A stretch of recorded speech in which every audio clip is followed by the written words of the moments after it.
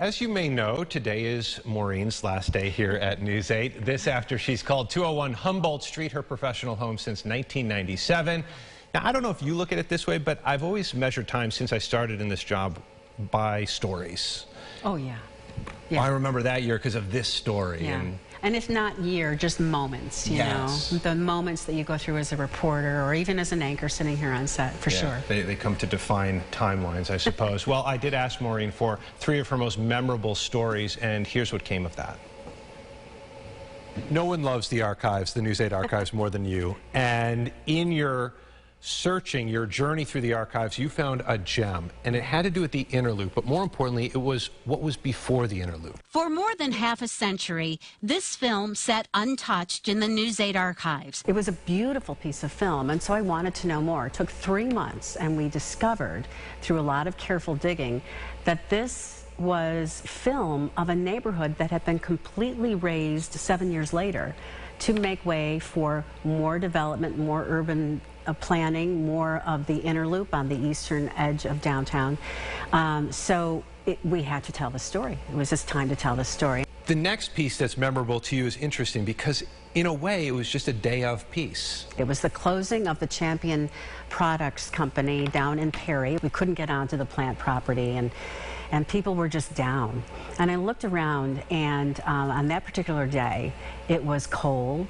It was relentlessly gray. There was snow on the ground, and it was raining.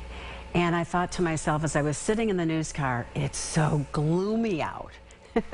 And I decided to use that in the story. But on a gloomy Thursday afternoon, and I remembered this all these years later, just looking at the title of the story and thinking, this is why I love writing, particularly writing for television news, because the power of a good story isn't just in the words, it's in the pictures, and somehow when you can combine those together, it just makes all the difference in the world.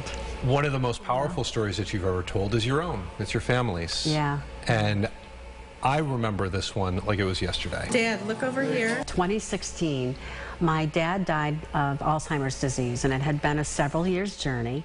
And a couple of months afterward, I decided to do a story about the sacrifice my dad had made and other families here at Rochester had made to research. My dad donated his brain to science. So I wanted to tell the story of how that happened, how it worked, the local research study that my father had participated in in hopes that a cure would somehow be found one day for Alzheimer's disease.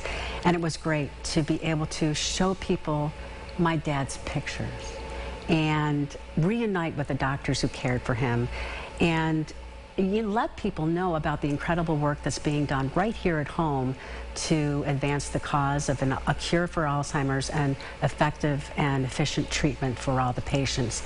So many families locally impacted by this, but I'll tell you, I felt really blessed to be able to tell that story. It was a really healing moment for me. Okay. Yeah.